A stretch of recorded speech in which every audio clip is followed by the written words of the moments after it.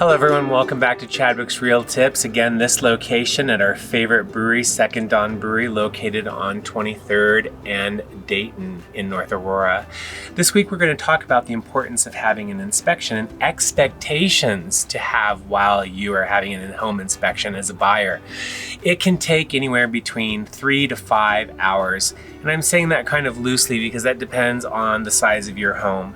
Your inspector, being a good inspector, will need to look at your home thoroughly.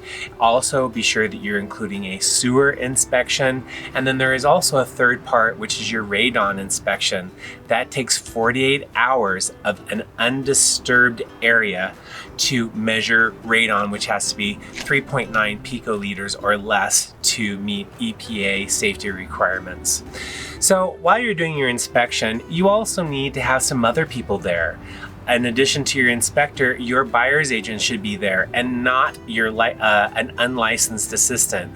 Why? Because as agents, we have eyes and experience of seeing these types of inspections, and you also deserve to have an extra set of eyes and ears listening and following the inspection, because you're only going to get about 20%. You're buying a house, there's a lot of emotions, you're not going to remember everything, so it's good to have another third party there.